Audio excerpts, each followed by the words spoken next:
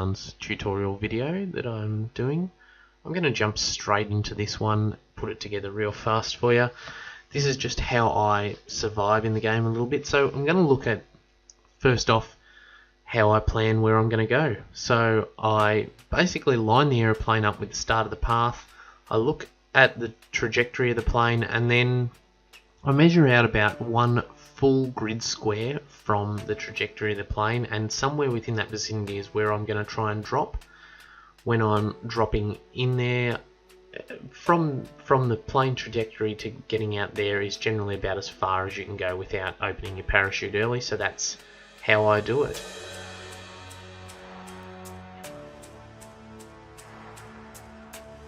Once I've worked out where I'm going to drop, it's about lining my trajectory up with the mark that I've already created, which is the little white arrow and the little yellow dot. Once I hit them, I jump once they line up, and at this point I'm trying to maintain speed by not looking directly up or directly down to go too shallow, but also get a fair bit of distance. This puts me to the ground fast enough but also far enough away from the plane.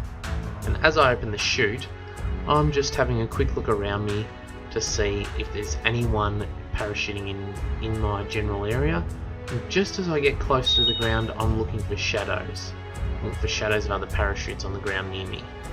As I'm landing on the ground, I'm basically making straight for the first building I can see, and I'm starting to pick up everything I can find.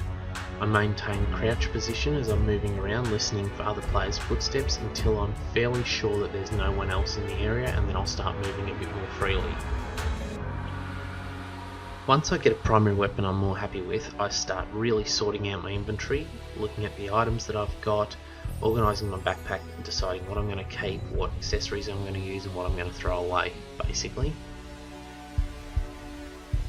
I'll start looking at the map to decide where I'm going to move to, and I'll pick an area to go and hold my position. I'll take some good cover. I'll move into an area just like up here behind these rocks. I'll keep a good scout out around me. I'm looking for people in the distance, but also looking for people close and scouting the buildings close to me that may have better loot and stuff that I already have. Basically, once I've got a decent primary weapon, I'm finished looting buildings. I'm just going to be trying to kill and loot other players, as 90% of the time when you're running in and out of buildings, that's when you'll get spotted and that's when you'll get shot on the way out. Once again, moving around behind cover, listening for people. I hear someone coming up behind me, but I choose not to engage straight away. I take my position, I lay down on the ground, wait for them to go past, and I'm going to try and move up behind them and ambush them from an area that they think they've already checked and they think is safe.